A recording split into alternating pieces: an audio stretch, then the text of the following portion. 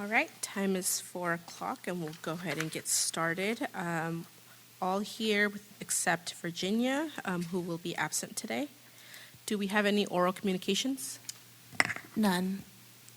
We'll move on to the approval of minutes from our November meeting.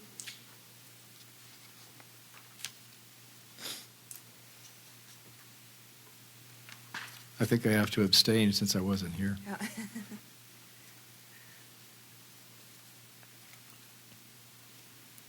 Motion to approve. Second. Okay, let me open the voting. Okay, I have the voting open. I think you still do abstain on yours.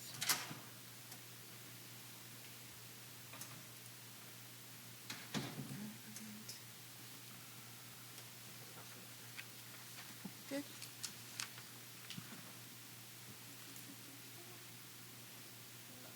I know it's okay, I just wanted to make sure.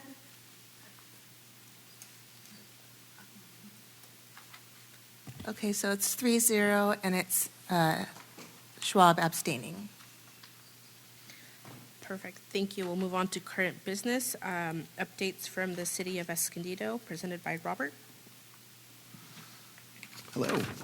I apologize for my tardiness. I just got a meeting with the city manager's office, so not about library. So I want to give you a couple of updates from the city side. The LS&S contract is going to the city council next week. It is a 2-year extension on the current contract to give the city an opportunity to investigate additional funding opportunities to make sure that we are successful with the library, and then what those possibilities might look like as far as extending any other service opportunities that might come available. So that means we will be extending the contract from July 1st, 2026 through June 30th, 2028. Can I ask a question? Sure. Okay, is that a done deal, or do you want our opinion? That is going to city council already. Okay. Okay. Interesting. And it has to go, part of the reason why it has to go to city council at the last meeting of this year is because we are required to give LS&S 180 days notice on contract extensions. So that means we would have had to have completed it by January 1st because the contract was ending on June 30th. Yeah, I totally get that. I'm just a little surprised that the people who are in charge of making sure the library is working right weren't even asked what they thought about that. I will definitely pass that along, but again, it's an opportunity for us to have that conversation in a more open, robust forum over the course of the next couple of years, considering that we are currently pretty heavily into the renovation of the current library. Can't get into their heads, but I'm assuming that they thought it would be best to wait until that process has been completed, and then we can continue to talk about other opportunities going forward with the extension of the contract. I think I can't speak for the rest of us, but I'm totally in favor of continuing with LS&S. I'm just a little bit taken aback that the opinion of the trustees was not solicited. I will pass that feedback along. The other thing that I need to share with you is that our construction of the renovation project is currently on schedule with completion by the end of March of 2026. However, there's an additional project that's going to be running parallel to this, and as a result, we are extending the length of time in which we are going to be returning to the library until summer of 2026. So what that is that the city is currently running a project called the Citywide Energy Roadmap, and we are working with a company called Climatech. Climatech is responsible for upgrading our lighting, electrical systems, as well as installation of photovoltaic cells or solar panels, and the library is slated to get those solar panels. As a result of that, they're putting solar panels in the parking lot. The Climatech has told us it will take approximately 2 to 3 months of having the parking lot completely closed down for that time to install those panels, which they were not prepared to get started until approximately April of this year. As a result, we didn't feel it was appropriate for us to open the library back up and to have our parking lot completely closed, so basically no access. As a result, we have decided to extend our term with the mall location until approximately July of 2026, giving Climatech the opportunity to complete that project. And so when we do return to the main library, what that will allow us the opportunity to do is to have a fully completed, renovated library, as well as ancillary parking lot, ADA path of travel, and all of that will be completely completed. So we'll be opening up basically to a brand new library as far as the public is concerned. Let's see. Just a couple of updates as far as the construction project is concerned. The plumbing work is 100% complete at this point. The HVAC systems will be installed next week. The electrical right now is about 80% complete, and the drywall will start going up as early as the week of the 22nd. Once the drywall is completely in, which will take us through approximately mid-January, roughly, maybe a little bit longer than that, then what will happen is we'll be looking at basically finishes for the remainder of that period of time. So that's the updates that I have right now. Quick question for you. With a potential 2-year extension, would that move the library back into the general fund for the city? It does move the library back into the general fund. And that's essentially what they would be voting on at the end of the year as well? What do you, I mean, City you mean Council. next week? Yeah. Yes, week. that is what Okay. they're voting on, is moving the library back into the general fund during that period of time, and taking that period to look at all funding options. Okay, thank you. Will the topic of the 2-year renewal or extension, is that a consent item or a discussion item? That is a consent item. Okay. In terms of the construction timeline, did you say that the solar panels in the parking area, remind me, are we doing the ADA enhancements in the parking lot? Because I know the grant didn't cover that, but the city was covering. Correct. The Correct. city will still be doing all the ADA path of travel upgrades as well during that period of time. Got it. And I know the other buildings, like the compact building and the literacy, I think they were being vacated.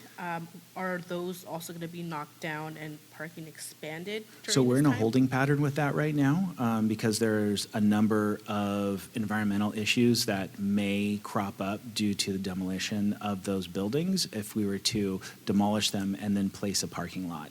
And so we're looking into what that might look like. So it's possible we may still demolish the buildings. However, the foundation of those buildings may remain. Just kind of depends on a variety of different factors at this point. Do we have a timeline of when we might expect demoing of that? I don't right offhand. That has been in limbo between being generated through the economic development team versus the public works team, and it looks like it's going to land within the public works team who's overseeing the current library project. And so we will be meeting again probably either within the next couple of weeks, because our director is currently off, or at the beginning of the new year to start those conversations about when would be most appropriate to look into issuing demolition permits and moving forward with that. Got it. Thank you. Any other questions? So they can't go into the ground. Is there a soil contamination issue? No, it has to do with stormwater runoff. So it's very odd the way it's just been described to me, but my understanding is that we can take everything down to the foundation because it's an impermeable surface. However, once we remove that foundation, it no longer becomes an impermeable surface.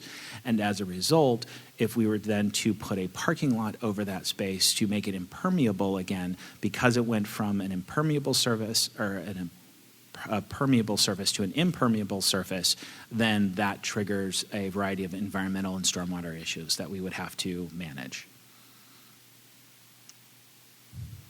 Just a comment, I wanted to also add my kind of support echoing John's earlier statements that in my short time here, I'm definitely supportive of the extension for the LS&S contract, but would love for us to, build in opportunity in the future for like the primary advisory board for the library to just have had an opportunity to solicit or chime in and weigh in on feedback there. So, Absolutely.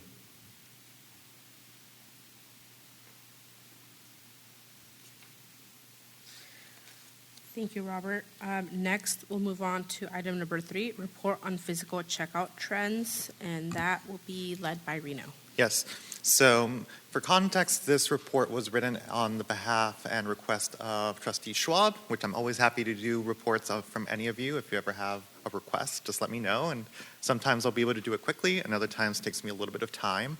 I have prepared a presentation so that we don't go through the entire report for the sake of anybody watching, because it is around 10 pages. So I am going to full screen present this. So the goal of the report in its conception was to see what kind of changes, if any, happened between a period of time before moving to the mall and then since moving to the mall. At the time of this report, I could only run data for retroactively up to a certain point, and so that necessitated that I do 2 periods that I had data for. So it's 120 days before moving and 120 days after moving to the mall. At the end of this month, I'll be able to do an exact comparison between the same months so we can see any differences. But as we go through the report, when I run the data again, I believe that the results are going to be very similar, if not the same. So just to give an overview of the report specifically analyzes physical checkouts only during the 2 periods that we see here. Period 1 starting November 1st, 2024, ending March 1st, 2025, and the second period being June 1st through September 29th, 2025. Those are 2 120-day periods each, so we are comparing the same amount of time. And the focus of the report was to see how demand has changed, patron behavior, collection performance, look specifically at Spanish language collection use, and then any geographic trends. So in that we'll see what cities, if any, changed as far as people borrowing or not borrowing. Again, this does not include data for renewals, which are, in general, we count renewals as a checkout for my usual statistical reports. But in this one, we're only looking at physical checkouts in the mall or at the main library. First, overall takeaways. So checkouts during these 2 periods increased by 41%. So that's an additional 6,600 checkouts. Unique borrowers, so that's a unique ID for each checkout. Those increased around 14%. And so what does that mean? So both more people are checking out, and those that do check out are checking out more per visit.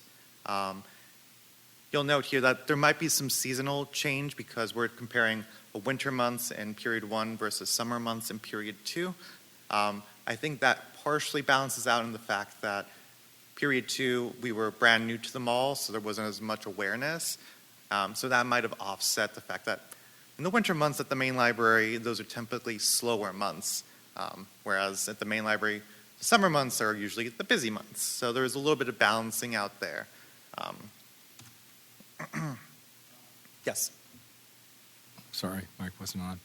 So a unique buyer, could you just give me a definition of what the unique buyer is? A borrower, sure. So just like with our library card numbers or barcodes, our system gives each person an ID. So we can use both the library card number and the ILS, the system designated ID, to track when they check out and how many checkouts they do. So a unique borrower is just one person checking out with one account, so one library card. Does that make sense? So there's people with more than one library card? When we're looking at addresses, yes. So like if a family has multiple library cards, each one could be used to track. And so we say unique, really we're just saying a borrower, if we're really being specific. Trying to think if there's anything else that could clarify it better. Mostly it has to do with when we have the same person households, because we can track, when I'm doing the data analysis, I'm also checking addresses and zip codes. And so we want to differentiate between one person in the family versus another person in the family. That's why we're assigning those unique borrowing IDs. At the end result is not much different, but it's mostly to help track individual transactions. So by that transaction, I mean borrow. In the data world, it just means just one individual. Yeah, it's right? just So one individual. Instead of counting me, if I go to the library 5 times and do 5 checkouts, you can say, we had 5 checkouts, but one individual patron or one unique patron.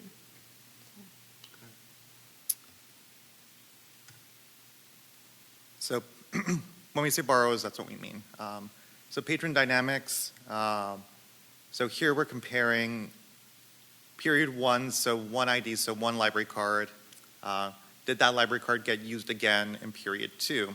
And the takeaway is yes, there was very high retention as far as return users or continuing users. So that means that if you went and borrowed from the main library in downtown, 95% of those borrows returned and were using the mall library, so there wasn't much loss. There was a little bit of a loss, 5%, which equates to a couple hundred of patrons. New borrowers in period 2, so we did have an increase.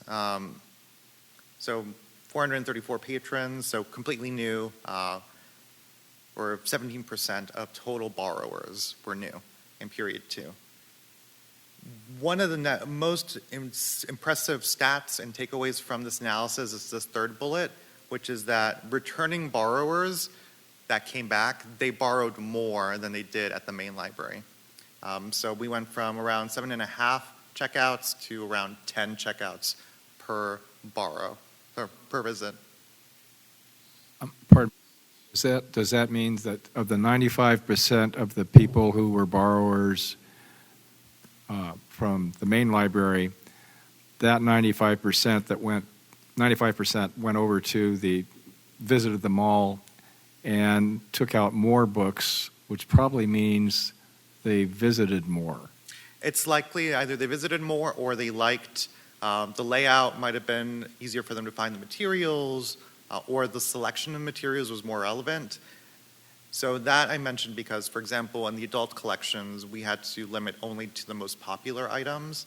And similar with children, while we have a lot more of the children's items out, we kind of front-loaded a lot of the popular materials in those collections.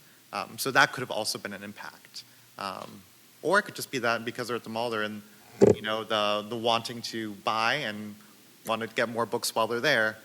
It's hard to say with just looking at the data without doing surveys of those individuals as to why they're borrowing more. But the data shows that they are borrowing more. Looks like a rather strong, what's the right word? Looks like like we really made a good selection going to the mall versus maybe Center for the Arts. I can't comment necessarily what the change would have been in that scenario, but for sure the mall has shown benefits as far as checkouts show. And as we can see in the fourth bullet, most of the checkout growth came from the existing users. So new users contributed some, so there might have been exciting because they haven't been to the library in a while or they're seeing it for the first time at the mall, and so that might have increased borrowing. But overall, It's those returning borrowers that felt more excited or more invigorated while being at the mall versus at Main. So I want to quickly go back to the percent of returning patrons. Yep. So by checkouts, are we talking about like the number of items they took out of the library or individual transactions? Like, is it, I averaged going 7 times and now I'm averaging going 10 times. So this analysis is specific to checkouts, The items. the items. Okay, thank you. Because there's other ways I could have done another analysis of just like per household, like the visits, number of visits, et cetera. Wouldn't have been as exact as far as what the actual number of items being checked out, how that changed. And because we're more focused on analysis of are people checking things out differently at the mall versus Main, we focused that analysis on physical checkouts. Yes. Quick question, and maybe it's going to be answered later in the presentation. If so, just let me know. But since there's more of the collection being taken out, are there more overdue or less books being returned, or is there any correlation? I did not look at that specific area of analysis, mostly because since we don't have fines and we auto renew,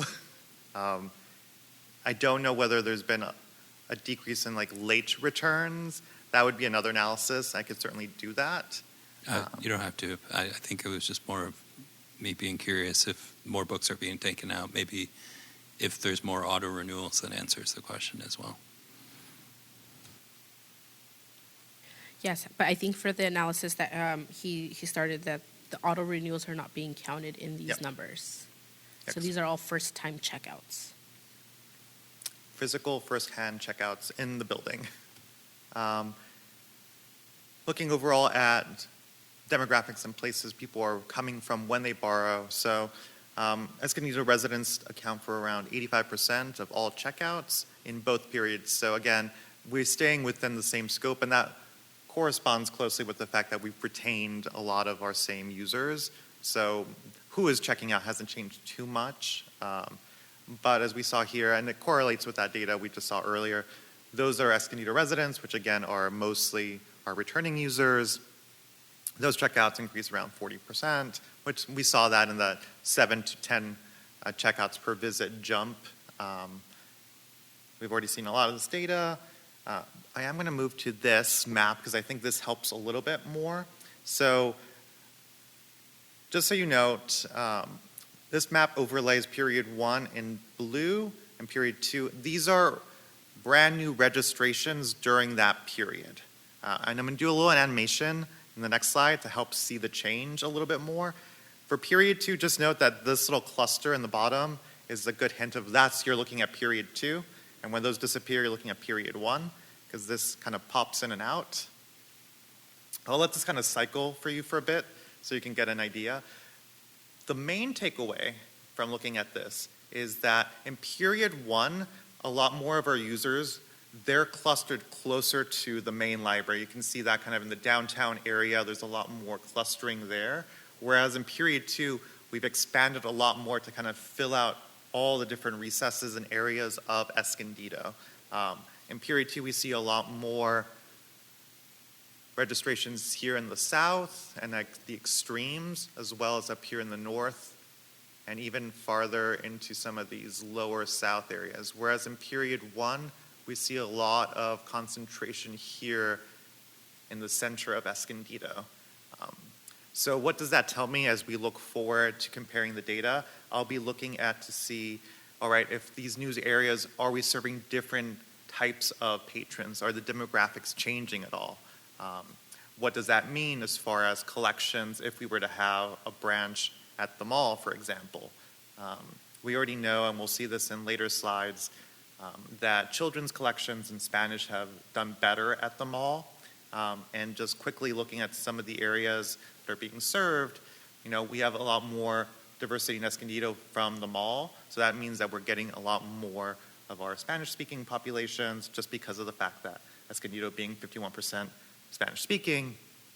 If we're hitting more areas of Escondido, the likelihood of us having more services to our Spanish-speaking communities also increases. but this will require more of a deep dive to give you specifics, but we can already see the change in who is being served by the mall, and it just seems to be more of Escondido. Be interesting to see if we lose any of the new patrons when we move back. And that is something we'll be looking at the data as well. Any questions before I switch away from the fun map? Okay. So as I mentioned earlier, we saw the largest gains, not surprisingly, in children's materials. The Children's Library has been consistently busy, and so we saw growth there as far as interest in checkouts. Teen collections, I was also very happy to see grow. And so I attribute that to more visibility for the teen collections in that general store where teen collections are visible through the front windows and very easy and obvious. It also helps that we have a number of high schools and middle schools in the area, and we even have a school inside of the mall. So that also helps to contribute to circulation for our teen collections. Adult fiction and nonfiction increased slightly, though less dramatically than our youth and teen collections. And that, I believe, has to do more with the fact that it's a limited percentage of our collection visible on the floor, and so some of our patrons aren't as aware that, there might be more items, and so we were having to train the public to use the catalog or to train staff to help and remind the public that it's not just what we see here. We can also gather and get books from the mall location storage and also the off-site storage, which are all primarily adult and collections. Spanish, just to note, again, I was very curious about Spanish performance at the mall, especially when I started seeing that registrations were showing us new and different neighborhoods. So we did see a slight increase. I know, a percentage increase of total circulation doesn't seem like a lot, but Spanish has been for a long time an underperforming collection for the size of our community that is Spanish speaking. And so recently we have been increasing the budget for Spanish, and I do believe part of that is reflected in the circulation, but I also believe that because we have our Spanish more visible, especially in children's, that this is helping increase that checkout rate. We went from 513 checkouts in period 1 to 826 in period 2.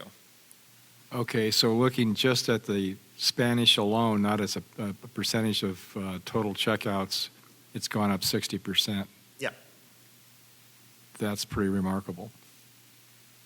And again, keep in mind that our Spanish collections are a much smaller percentage of our overall collections. So it is indicative that, or at least for Spanish language materials, they're doing better at the mall, which I believe makes sense given the fact that the diversity of people that go to the mall is more, and you might have a lot more incidental users saying like, oh, there's a library here, let me look, and like, oh, there's Spanish here, I want to read Spanish.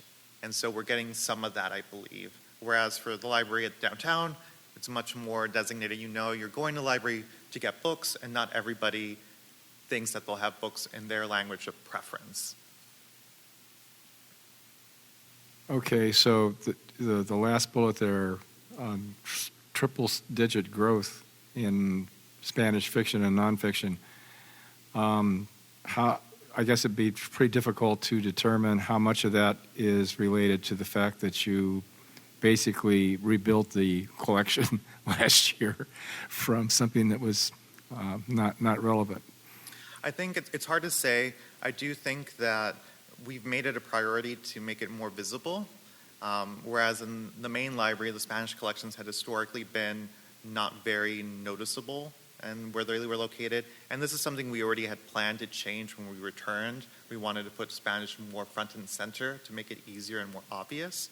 So we can see a little bit of that, but I also do believe that we're getting a lot more incidental new users that are now seeing those collections and realizing, oh, I want to read it in my native language or a language I want to study, and it's making it easier for them to find. So it's hard to say specifically, but that's what my impression is so far of the data and the anecdotal information we've received. Yeah, I had a question about that as well, if you thought anything was related to Stack's layout. I will just say, and again, anecdotal, not scientific, but I do think that the early literacy Spanish materials are a lot more visible and easier to find in the mall children's library. So.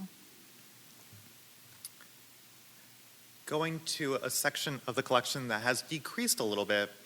So DVD fiction has decreased, so checkouts of that, but it's been slightly offset by interest in DVD television, Blu-ray, and children's DVD.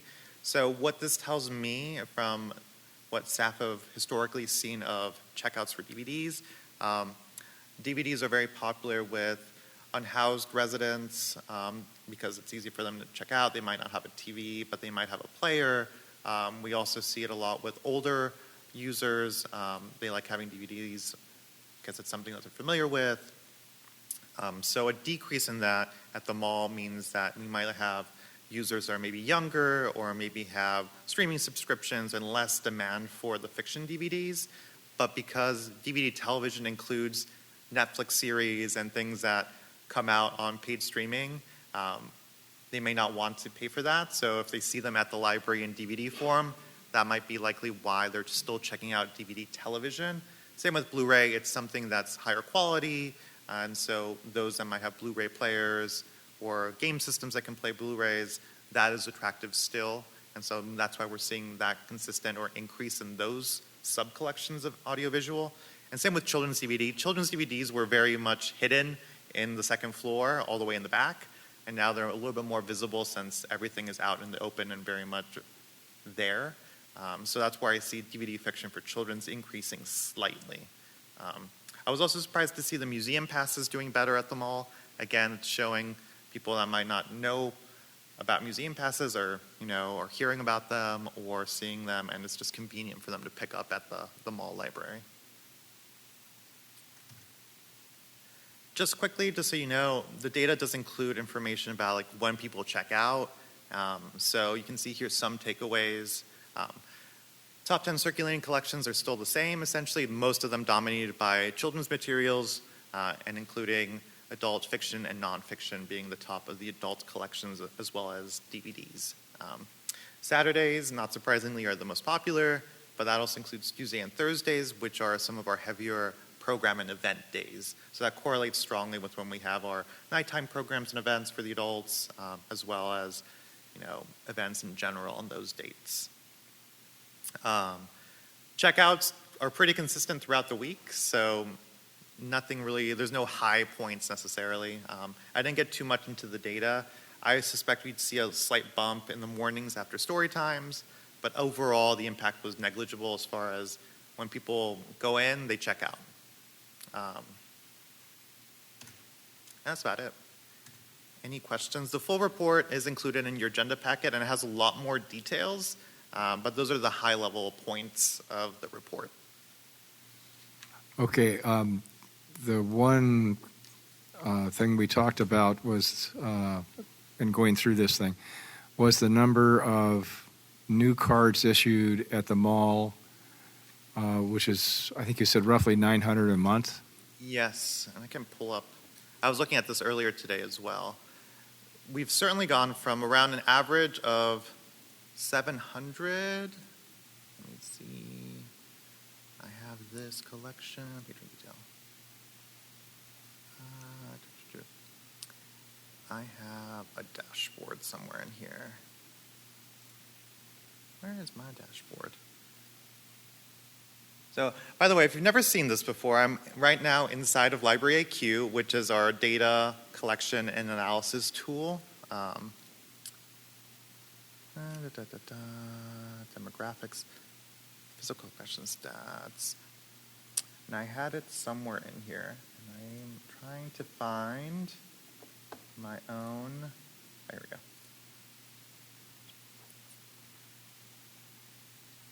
So we can see here our new patrons.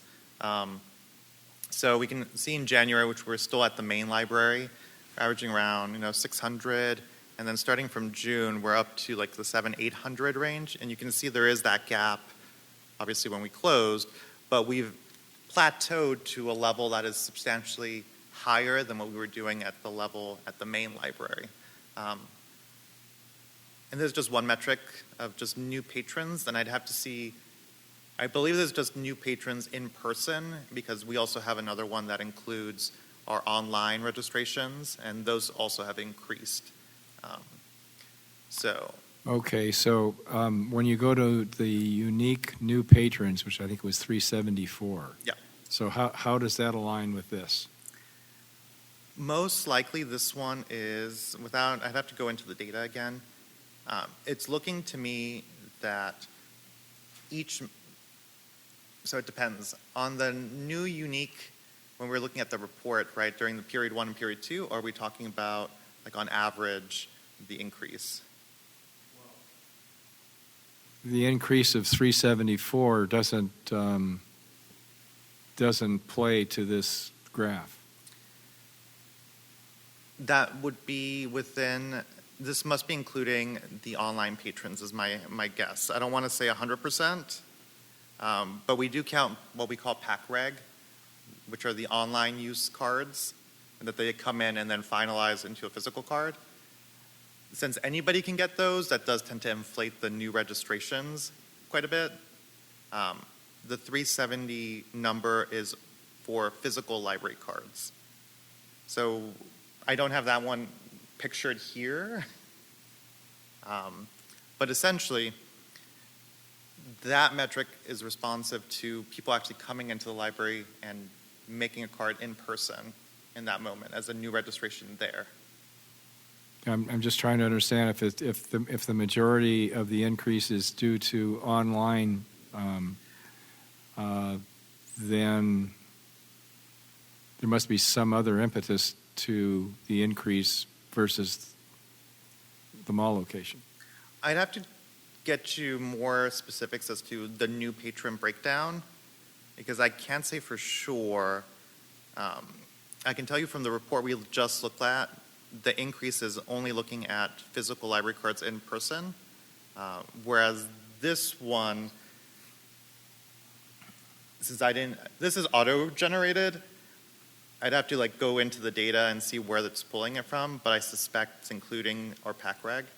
So I think what it's doing is, let's say we have 300 new physical cards, and then we're seeing here that the jump is then being filled up by those extra online cards to kind of decrease the overall jump. So it doesn't look like it's 300 more, it's looking like 200 more.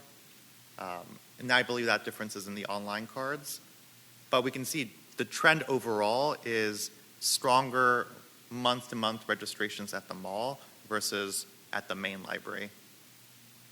That I can say, just looking at this, that's what it's telling us, but I can't say for sure what impact the online cards are having. Because I did not look at that when we were looking at the period 1, period 2. Sure. You wouldn't expect online would change with the change of location. Correct. Yeah. But it might have. Because I could see some people stopping by the library and saying, oh, I don't have time for this, I'll register online.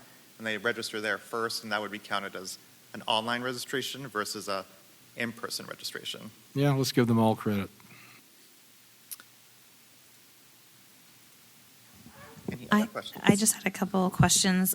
So I also did love in the report the strategic implications and recommended actions section, and just had a few questions about what that would look like in practice. Fully supportive of kind of some of the things that you had in there. So like deepening re-engagement strategies for existing, this idea of personalized because you borrowed recommendations. Would those be emails sent out to those borrowers? Would that be a screen that showed up when they check out, or kind of how would that look like in practice? But fully supportive of that, as well as the accelerating early life cycle nurturing, like the welcome messages, kind of onboarding series, how to get more, love all of that, but just had a question about in practice. Sure. So like, for example, cohort tracking, we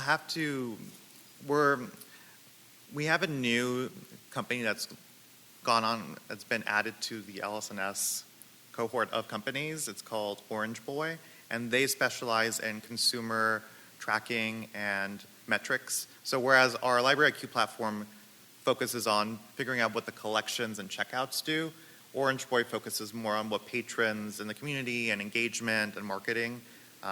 So we're very early on in learning what they can give us as far as tools at our disposal, but I've seen now a preview of some of it, and it's much more on the demographics and tracking, and that can go hand in hand with our marketing tool. It's called MessageBee, that's used for our newsletters and email campaigns, and so combining those, I suspect we'll be able to do better at tracking new users and what they do.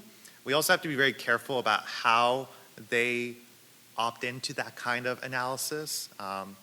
And so there's some things, there is a law involving us letting people know, like, do you consent for your data to be used in this way, et cetera, et cetera.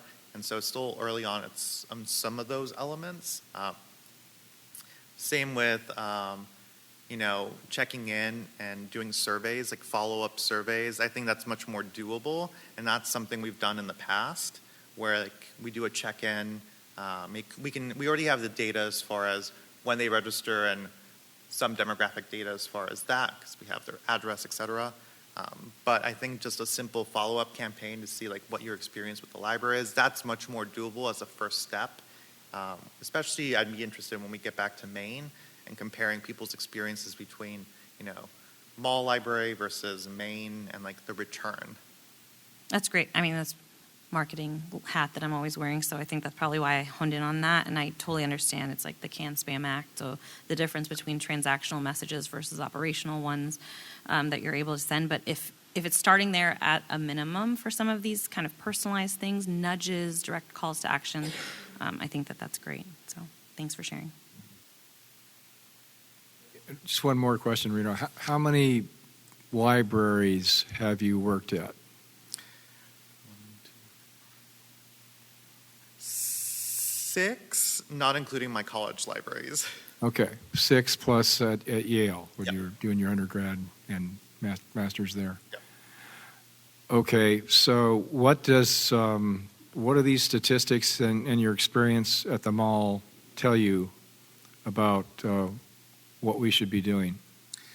My overall takeaway, especially based on this data and what we've been hearing from staff, I do believe we are serving a more diverse and I think younger demographic at the mall that are more excited to see the library there and to check out materials as a result. So I think it is both novel in its location, and also because of that, people are excited to re-engage with their library.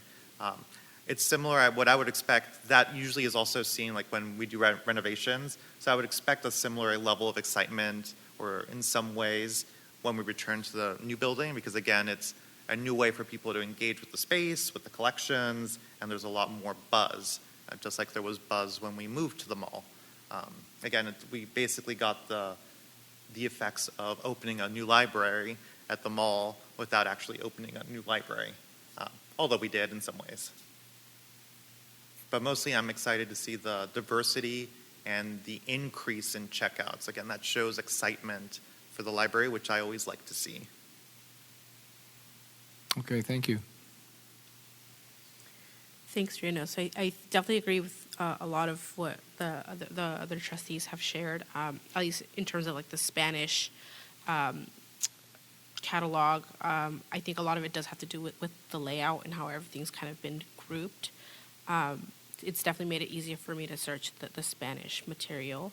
And while this all seems very positive news and that the community has received it well, I would still want us in the city to also think about other reasons why we're having maybe younger demographic at the library. I think one of the biggest one of the obstacles that I think the community had in the previous location is that we did have a lot of homeless, right? And so I can imagine families or parents of like teen children probably not feeling safe having their kids go to the library by themselves. So as we kind of look towards the transition back, I think that's something that we would want to keep in mind, because we want to keep that young audience engaged. I don't have any answers for that, but it's just something for us to think about and continue working with the city on how we can provide services to everybody in the community.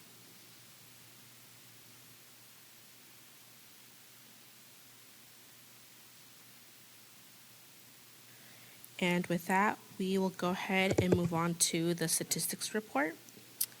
That's Reno again. Yep. I'll keep this brief. There's not much novel changes. We are still working on re-engaging the gates at the Pioneer Room to get more accurate counts. So right now we're working on estimates. But we have seen, you can see here, there's been an increase in people accessing the Pioneer Room, and I do accredit that to increased programs in the Pioneer Room and increased awareness and marketing for Pioneer Room related services and activities. And I anticipate more increases in the coming months and into the next year as we've been trying to provide new digitization equipment for the Pioneer Room, so you'll probably see something about that coming up soon in my future highlights as soon as our staff gets a chance to practice in using that. Beyond that, volunteers are up. Everything else is more or less steady into September, October. I'm trying to think if there's anything. No, I did include this month. I had updated stats for literacy, so you'll see those updated in this statistical presentation. So you can see here our class attendance in literacy bumps up during certain months and comes down. It kind of goes in cycles of classes. And I do plan to have our literacy coordinator and staff give you a presentation in the near future as to what they do and what it's all about, since that's part of my goal to get you more presentations and training regarding library activities and issues as we go into the next year. Any questions about any of the stats for today? I was going to actually ask a question about literacy, but you pretty much answered it for me. But just in general, how are they doing? Has things shifted in the same way that it has shifted with the library move? Literacy right now, as you know, we have them still housed and operating out of the Mathis Center and the Literacy Annex, which we discussed its bulldozing and the potential future. They're doing well. Right now we're hiring literacy staff. So our staff, most of our staff is grant funded, and sometimes it is just cyclical year to year. Mostly right now we are looking for a staff member for our ESL, so our adults component.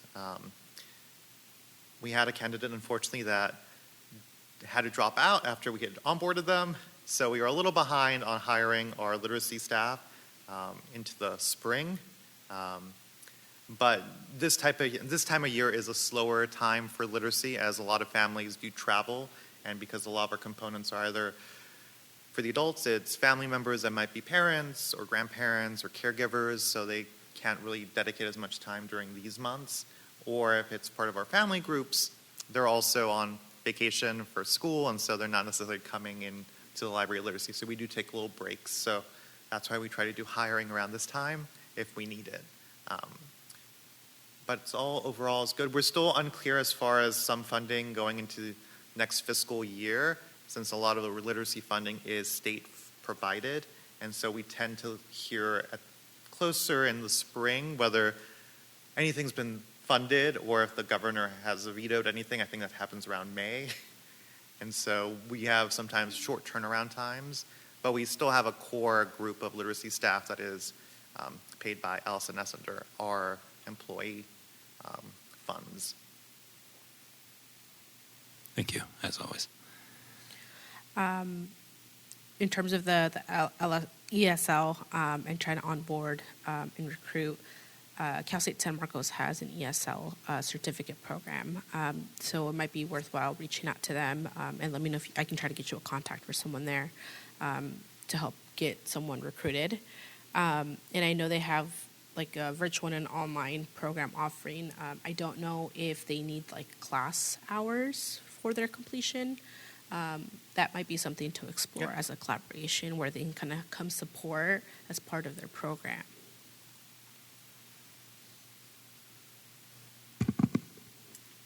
I just noticed one for wireless services, we have the exact same number for September and October. Yes. You guys averaging or what? No, that one surprisingly was what the report told me. I was also a bit shocked that it ended up being the same. Yeah, that happens sometimes. 'Cause I double checked that. That's why I remember. Okay.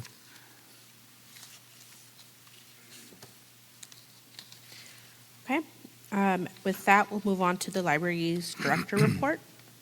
So I'll keep this relatively brief. I didn't have many updates on my end, but I did want to bring up some of our highlights for the month. So we, of course, I mentioned this in last month's report, but Dia de los Muertos, our celebration, officially happened in November, but I kind of in both. So we had a lot of people attend that.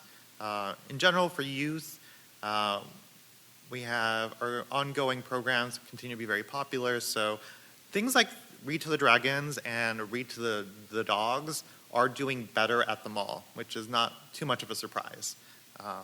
It attracts young families, children, it's visible, and it's fun. People love the little dragons, and they love dogs, of course. Our tween programming with our partnership with Cal State San Marcos continues, very popular. They did a nightlight STEM project, and that had 25 students or attendees. Our adult programs have been also doing better in some regards at the mall. What I've also really been happy to see is our partnerships with some of the mall tenants. So we partnered with Lush at the mall by purchasing some of their materials, but then we had one of their staff members actually help lead this particular program. We'll be doing this again because it was a nice reception from all the attendees.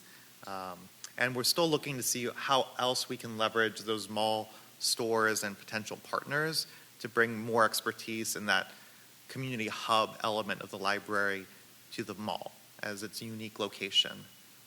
We also did, leading up to Thanksgiving, a charcuterie program, which was well attended. But I'm hearing from staff and from the public that they're liking these types of partnerships, and so we're pushing to see how else we can work with our mall partners in this regard. I spoke briefly about the Pioneer Room. So we've had an increase in programs at the Pioneer Room. So in November, we had the USS Midway Legacy Program, which you see pictured there. And we've had a number of author talks recently, very popular author talks. And today, I'll mention, in partnership with Literacy, we'll have a Santa by the Fireside event at around 5 p.m. So if you're interested, you can swing by and just say hi at the Pioneer Room. I heard that there's a lot of interest, a lot of people calling in, and so we've had to prepare just an extra overflow in case the main area in the Pioneer Room is too busy. So I'm happy to see people engaging in the Pioneer Room and learning more about what we offer through them. Last but not least, I'll just highlight, instead of our outreach in November, we had a little bit of in-reach. So we've revitalized our partnership with the Escondido Arts Foundation. We've had a long time partnership with them at the main library, and now we have them also displaying at the mall in the general collection store. So if you stop by, you'll see an exhibit called Light in Nature, which focuses a lot on photography, but also on natural elements. So you see in the picture both a photo and I believe it's a watercolor. And those are found throughout the space. I think they're adding a nice, not only decoration, but a way of showing and showcasing our local artists and our arts association. Another program we're partnering with is something we do also at the main library, which is having a collection bin for Toys for Tots. This is also there at the mall, again, showing how the library works with our community partners to really engage and be part of Escondido and the greater community in general. And those are my highlights for the month.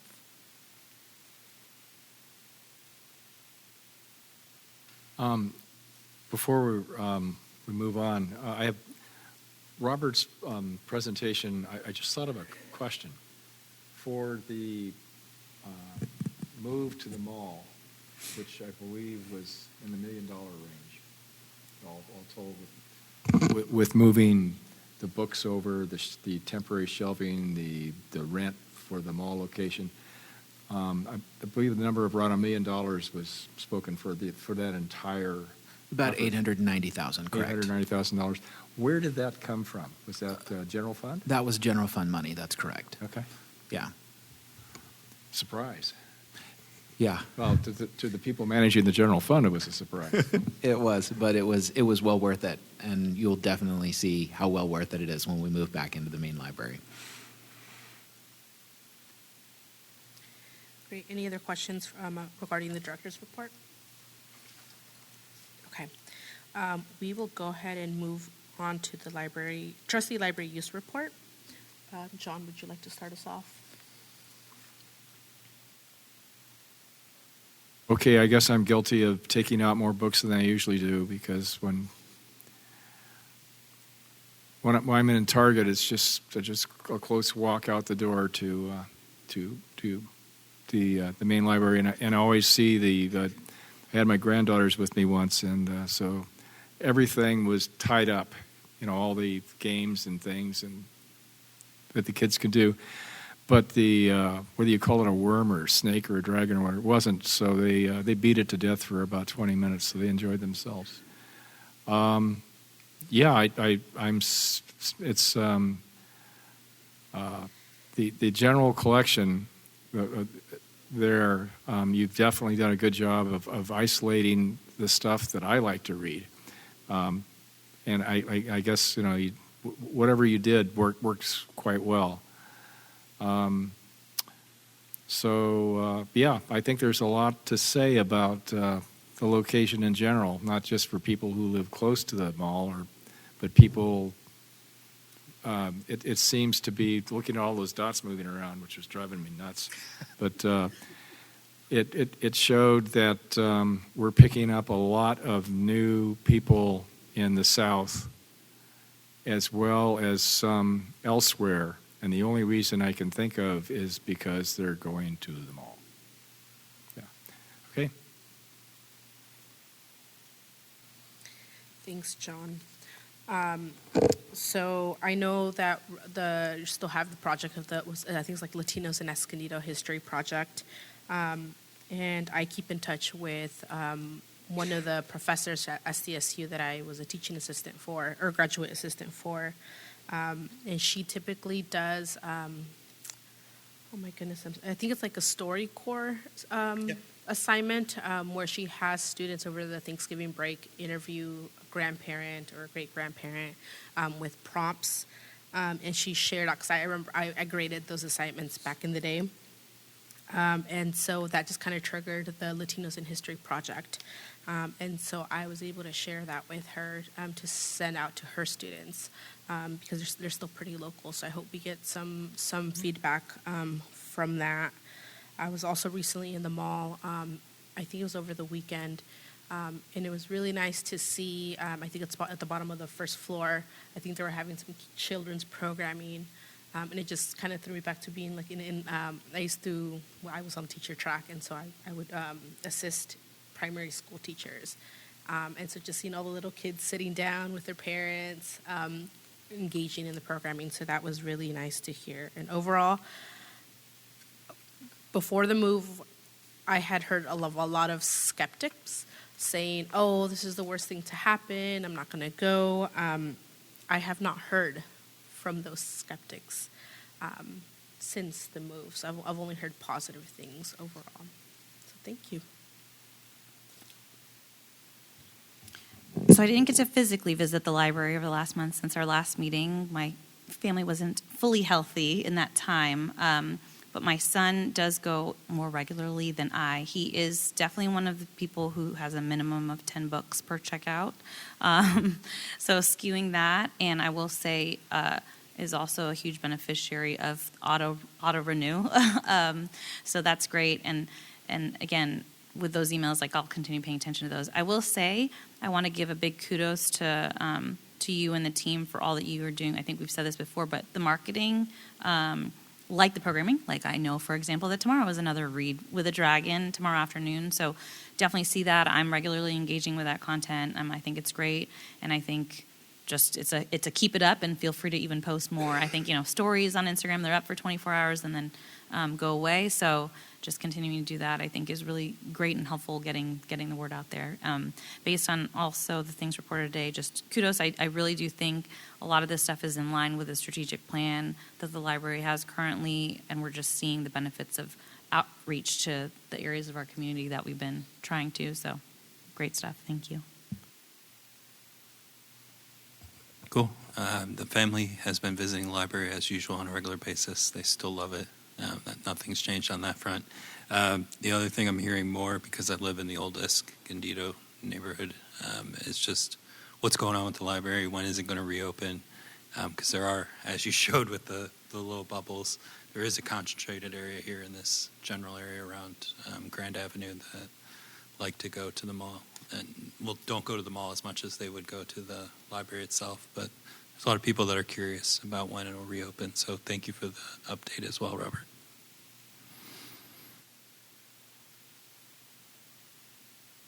For a second, I forgot that that's me now. All right, with that, it concludes our meeting. We will be meeting January 8th at 6 o'clock. Yep, please note 6 p.m.